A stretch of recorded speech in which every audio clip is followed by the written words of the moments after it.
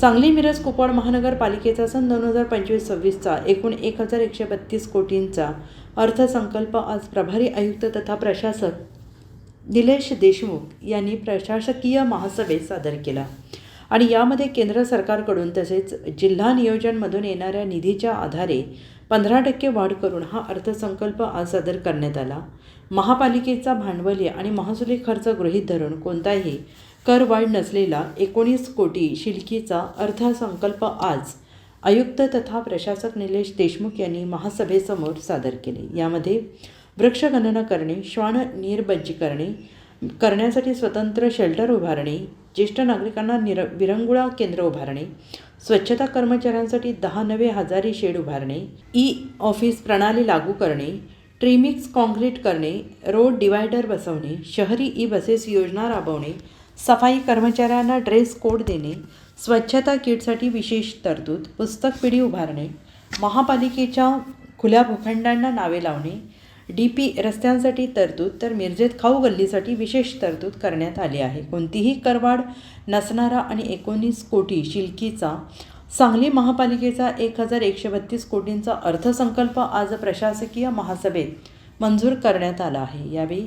अतिरिक्त आयुक्त रविकांत अडसूळ, उपायुक्त स्मृती पाटील, वैभव साबळे, शिल्पा दरेकर, विजय यादव, मुख्य लेखा अधिकारी अभिजित मेंगडे, मुख्यालय लेखा परीक्षक शिरीष धनवे, शहर अभियंता पृथ्वीराज चव्हाण, जलनिस्सारण अभियंता चिदानंद कुर्णी, जनसंपर्क अधिकारी धनंजय हर्षद यांच्यासह सर्व सहाय्यक प्रमुख आयुक्त, सर्व विभागांचे खाते प्रमुख अधिकारी उपस्थित होते. सांगली मिरज कुपवाड महापालिकेचं यंदाचं जे एकूण बजेट आहे तर ते एकूण बजेट 1132 कोटी रुपयाचं आहे. तर याच्यामध्ये गतवर्षीपेक्षा जवळपास 15% वाढ आपण या बजेटमध्ये केलेली आहे.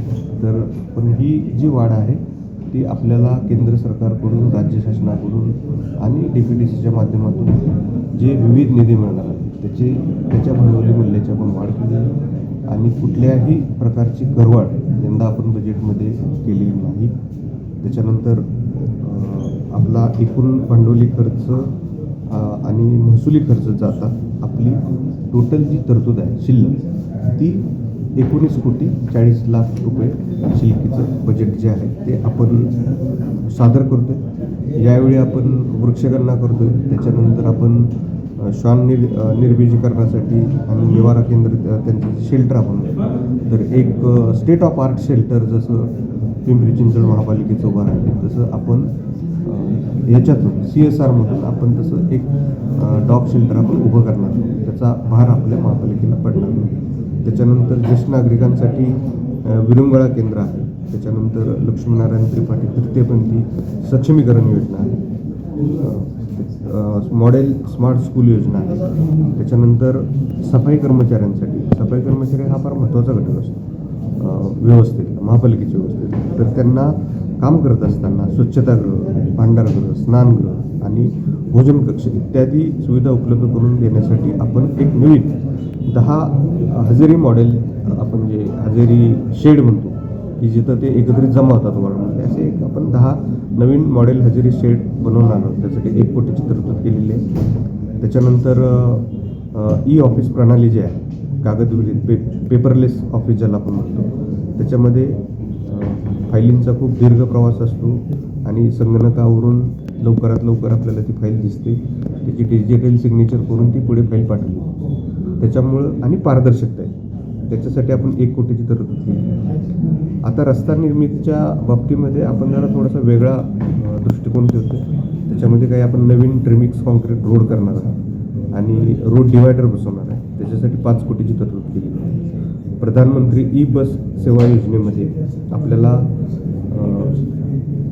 पब्लिक ट्रान्सपोर्ट आपण ज्याला म्हणतो, सार्वजनिक वाहतूक ज्याला आपण म्हणतो, सार्वजनिक वाहतुकाचं सक्षमीकरण झालं तर शहरातली वाहनांची संख्या कमी होते, वाढणारं प्रदूषण कमी होतं. याच्यासाठी म्हणून केंद्र सरकारच्या मदतीनं आपण लवकरच एक शहर बस वाहतूक यंत्रणा निर्माण करणार आहे जेणेकरून नागरिकांना किफायतशीर वाहतूक पर्याय उपलब्ध होईल.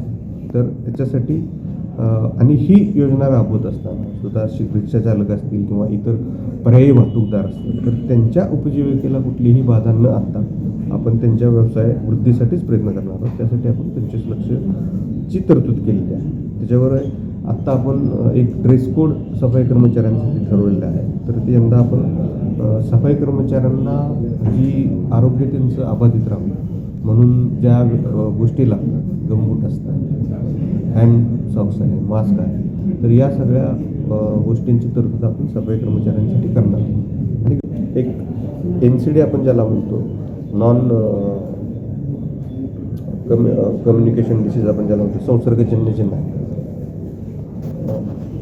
इन्फेक्शियस नाही, तर ते सर्वसाधारणतः अनुवंशिक किंवा जीवनशैली जसं की डायबिटीस असेल, त्याच्यानंतर हृदयविकार असेल, कर्करोग असेल, तर त्याच्यासाठी आपण 94 लाख रुपयाची तरतूद केलेली आहे. आपल्याकडे क्षयरोगांचं प्रमाण हे जरा थोडंसं जास्त आहे, तर त्याच्यासाठी आपण एक एक्सरे मोबाईल व्हॅन आपण त्याच्यामध्ये देतो. त्याच्यानंतर बालकं आणि राजमाता जिजाऊ दृढ माता सकस आहार योजना आहे की ज्यावेळी महिलांना गरज असते, म्हणजे बहुतेक महिला ह्या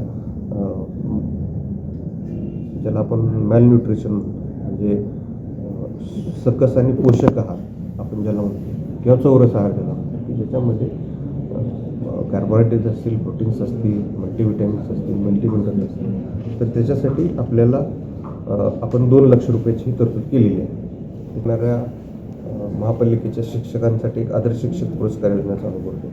त्याच्यानंतर आपल्याकडे यापूर्वी एनर्जी ऑडिट पाणी पुरवठ्याचा असो किंवा सिवरेजचा असो की ज्याच्यामध्ये सगळ्यात जास्त महापालिकेचं जे विजेचं बिल येतं त्याच्यामध्ये पाणी पुरवठा आणि मलनिःसरण योजना यांचा सर्वाधिक वाटा असतो. तर त्याच्यासाठी आपण त्याचं एक एनर्जी ऑडिट यावर्षी करून घेणार आहोत. त्याच्यानंतर एक पुस्तक पिढी योजना आपण तयार करणार आहोत.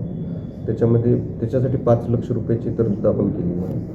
आपले जेवढे महापालिकेच्या मालकीचे खुले भूखंड आहे त्याच्यासाठी आपण फेन्सिंग करणार आहोत आणि अतिक्रमण होऊ नये म्हणून तिथे मग आपला बोर्ड पण आपण लावणार आहे. त्याच्यासाठी आपण 1 कोटीची तरतूद केली.